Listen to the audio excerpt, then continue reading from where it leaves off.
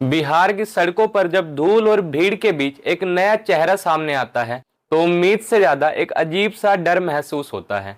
पिछले कुछ दिनों से ये वीडियो सोशल मीडिया पर काफी वायरल हो रही है, जिसमें बिहार के नए हेल्थ मिनिस्टर एक मीटिंग में बैठे हैं। उनके हाव भाव, उनकी आंखें और उनके बैठने का तरीका, ये सब देखकर इंटरनेट पर बहस छिड़ चुकी है। लोग सवाल कर रहे हैं कि क्या ये वाकई वो इंसान है जिसके हाथ में बिहार की बीमार सेहत की कमान दी गई है। अब लोगों का ऐसा सवाल करना भी जायज है। उनके हाव भाव देखकर कोई कह नहीं सकता कि वो बिहार के नए हेल्थ मिनिस्टर हैं, लेकिन सवाल उनके बर्ताव से ज्यादा कहीं गहरा है। सवाल ये है, क्या उनके पास कोई हेल्थ केयर का एक्सपीरियंस है? क्या उन्होंने कभी किसी हॉस्पिटल की दीवारों के पीछे की सच्चाई देखी है? या फिर उनकी सबसे बड़ी और अकेली क्वालिफिकेशन सिर्फ उनके पिता का नाम है? ये सिर्फ बिहार की कहानी नहीं है, ये पूरे देश का एक ऐसा सच है जो हमने नॉर्मल बना लिया है। हम कहते हैं कि हम दुनिया की सबसे बड़ी डेमोक्रेसी हैं, लेकिन ध्यान से देखें तो ये डेमोक्रेसी कम और राजा प्रजा का सिस्टम ज्यादा लगता है।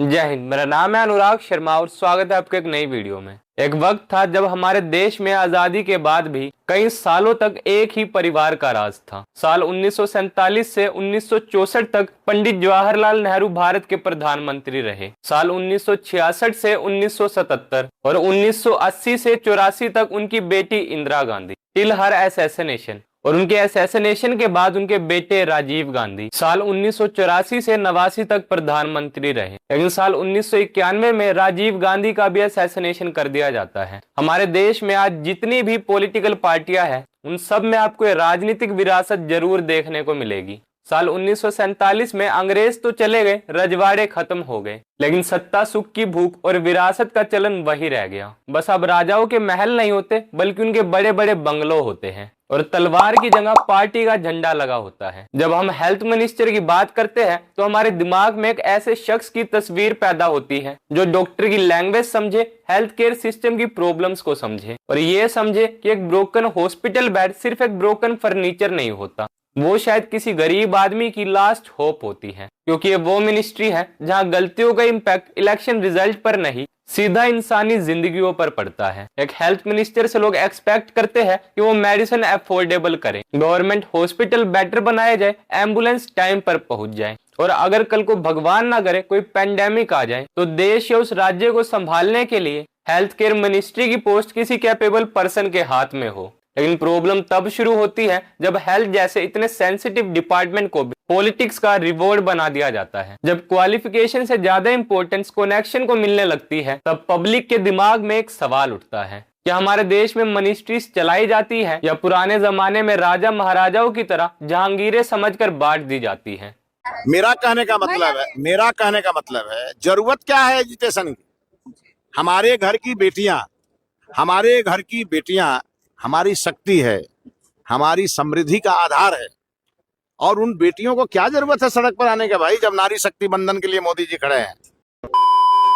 मतलब उस देश या राज्य का विकास कैसे होगा जहां के एजुकेशन मिनिस्टर को खुद पढ़ने की जरूरत हो और हेल्थ मिनिस्टर को ट्रीटमेंट की। साल 2019 में बिहार के मुजफ्फरपुर से कई केसेस आए थे, जिसमें छोटे छोटे बच्चों को एक्यूट इनकेफेलाइटिस सिंड्रोम, जिसे लोग चमकी बुखार भी कहते हैं, उसकी वजह से मौत हो रही थी। रिपोर्ट्स के मुताबिक उस वक्त 150 से भी ज्यादा मासूम बच्चों की मौत हो गई थी इस चमकी बुखार की वजह से, जिसका सबसे बड़ा कारण था वहां के पुअर हेल्थ केयर सिस्टम, जिनके पास बेसिक फैसिलिटीज ही पूरी नहीं थी कि वो बीमार हुए बच्चों का इलाज कर सके, जिसके चलते 150 से भी ज्यादा मासूम बच्चों को अपनी जान गंवानी पड़ी। जिस पर उस वक्त वहां के मुख्यमंत्री नीतीश कुमार से सवाल पूछे गए तो उन्होंने उल्टा मीडिया पर भड़ककर अपनी मर्यादा तोड़ने का आरोप लगाया। अब ऐसी बात नहीं है कि बिहार में पिछले कई सालों से नीतीश कुमार की सरकार रही है और उन्होंने वहां के स्वास्थ्य विभाग को सुधारने में कोई काम नहीं किया। साल 2015 में उन्होंने बिहार के दरभंगा में एम्स बनाने की घोषणा करी थी, जिसके लिए लगभग 1264 करोड़ रुपए का एस्टिमेट लगाया गया था। लेकिन ये प्रोजेक्ट अब तक भी पूरा नहीं हुआ और इसमें लगभग 1964 करोड़ रुपए खर्च हो चुके हैं, जो कि एस्टिमेट किए गए बजट से काफी ज्यादा है। और ये 1964 करोड़ रुपए एम्स बनाने में कहाँ खर्च हुए हैं, एक बार ये भी देख लीजिए।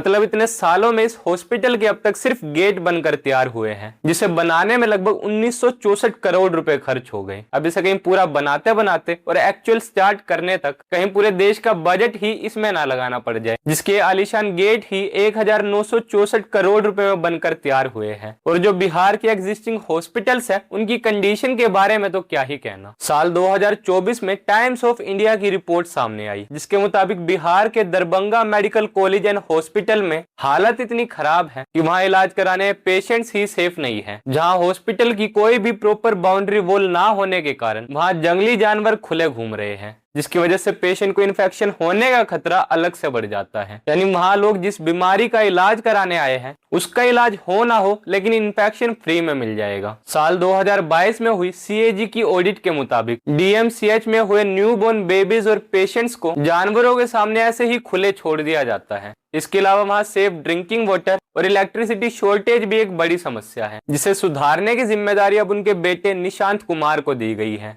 जो ये पोस्ट संभालने से पहले खुद ही काफी अनस्टेबल नजर आ रहे हैं। आपको शायद ये बात बताने की जरूरत नहीं होगी कि हमारे देश में एक डॉक्टर बनना कितना मुश्किल है, जिसके लिए सबसे पहले नीट जैसा इतना डिफिकल्ट एग्जाम क्रैक करना पड़ता है, जिसकी आज के टाइम पर लगभग 1,30,000 सीट्स हैं, जिसके लिए हमारे देश में लगभग हर साल 22 से 24 लाख स्टूडेंट्स एग्जाम देते हैं। मतलब एक एक सीट के लिए इतना ज्यादा कंपटीशन होता है। फिर उसके बाद 5-5.5 साल की MBBS डिग्री और लगभग 1 साल की इंटर्नशिप के बाद जाकर कोई डॉक्टर बनता है। लेकिन किसी राज्य के हेल्थ मिनिस्टर बनने के लिए आपको सिर्फ किसी बड़े नेता का बेटा बनकर पैदा होना पड़ेगा। अब आप कहोगे कि निशांत कुमार एक हाईली एजुकेटेड पर्सन है, जिन्होंने बिरला इंस्टीट्यूट ऑफ टेक्नोलॉजी से सॉफ्टवेयर इंजीनियरिंग की डिग्री करी है। इतना पढ़ा लिखा होने के बाद भी उसे ट्रोल किया जा रहा है। तो यहाँ पहली बात तो ये कि उन्हें कोई ट्रोल नहीं कर रहा। जिस तरह से वो इस वीडियो में बिहेव करते हुए दिखाई दे रहे हैं उस पर लोगों के अलग अलग रिएक्शंस आ रहे हैं और आने भी चाहिए, क्योंकि ये वीडियो अभी रिसेंटली कुछ दिन पहले की ही है, जब उन्हें बिहार का नया हेल्थ मिनिस्टर अनाउंस किया गया था, जिसके चलते लोगों के अलग अलग तरह के रिएक्शंस आ रहे हैं। और रही बात उनकी हाईली एजुकेटेड होने की, तो उन्हें के पोस्ट उनके क्वालिफिकेशन के बेसिस पर मिली है कि वो इतने पढ़े लिखे हैं और इतने हाईली क्वालिफाइड सॉफ्टवेयर इंजीनियर है, इसीलिए वो हेल्थ केयर के बारे में भी सब कुछ जानते हैं कि एक हॉस्पिटल में किन किन चीजों की रिक्वायरमेंट्स होती हैं, हॉस्पिटल में किन मेडिसिन की रिक्वायरमेंट है, कौन सी मशीन है कौन सी नहीं है, और बिहार के हेल्थ केयर सिस्टम को वो कैसे ज्यादा से ज्यादा इंप्रूव कर सकते हैं। या फिर उनके पिता ने अपनी CM की कुर्सी छोड़ने के लिए अपने बेटे को बिहार का नया हेल्थ मिनिस्टर बनाने का सौदा किया था, जिसके चलते निशांत कुमार को बिहार का नया हेल्थ मिनिस्टर बनाया गया है और नीतीश कुमार को राज्यसभा भेज दिया गया, जिसे देखकर ऐसा लगता है कि इसमें कहीं भी बिहार के लोगों का कुछ फायदा नहीं हुआ और ना ही उनके हित के बारे में सोचकर ये फैसले लिए गए थे, बल्कि नीतीश कुमार ने ये सब अपने और अपने बेटे के फायदे के लिए किया था, जिसकी मास्टरमाइंड ऑफ कोर्स BJP थी। अब मुझे प्रॉब्लम इस बात से नहीं है कि बिहार का नया हेल्थ मिनिस्टर नीतीश कुमार का बेटा है, बल्कि इस बात से है कि जिस बिहार की हालत इतनी नाजुक है, वहाँ के लोग पिछले कई सालों से सिर्फ बीमारियां और मिसमैनेजमेंट से ही लड़ रहे हैं। वहाँ के हेल्थ केयर सिस्टम को किसी नेता की नहीं बल्कि डॉक्टर्स और हॉस्पिटल्स की जरूरत है, जहाँ जाकर वो सही ढंग से अपना इलाज करवा सके, जिसके चलते हेल्थ मिनिस्ट्री की पोस्ट पर भी कोई रिटायर्ड डॉक्टर या उस फील्ड से जुड़ा पर्सन होना चाहिए। लेकिन हमारे देश में सिस्टम उल्टा ही चलता है। एक छोटी सी सरकारी नौकरी के लिए आपको एग्जाम देना पड़ता है, इंटरव्यू फेस करना पड़ता है, अपनी काबिलियत साबित करनी पड़ती है। लेकिन देश की सबसे बड़ी मिनिस्ट्रीज चलाने के लिए सिर्फ परिवार की काबिलियत ही मान ली जाती है। लेकिन यहाँ सवाल ये है कि हम आखिर कब तक हेल्थ केयर और एजुकेशन जैसे इतने सेंसिटिव मुद्दों को पॉलिटिकल एडजस्टमेंट्स की भेंट चढ़ाते रहेंगे, जब तक कैबिनेट मिनिस्टर्स चुनते वक्त उनकी एक्सपर्टीज और डोमेन नॉलेज का कोई क्राइटेरिया नहीं होगा, तब तक ग्राउंड पर कुछ नहीं बदल सकता। अगर हमें वाकई हमारे देश और बिहार का विकास चाहिए तो हमें इनहेरिटेंस की जगह अकाउंटेबिलिटी को देनी होगी, क्योंकि जब कुर्सी विरासत में मिलती है तो जिम्मेदारी का एहसास कम और अधिकार का नशा ज्यादा होता है। और जब तक हमारे देश के नेता नेशन फर्स्ट की जगह सेल्फ इंटरेस्ट को ही ऊपर रखेंगे, तब तक एम्स के नाम पर सिर्फ ये करोड़ों के गेट्स ही बनते रहेंगे। बाकी इस पर आप क्या सोचते हैं हमें कमेंट सेक्शन में लिखकर जरूर बताएं। टिल देन गुड बाय, जय हिंद, वंदे मातरम।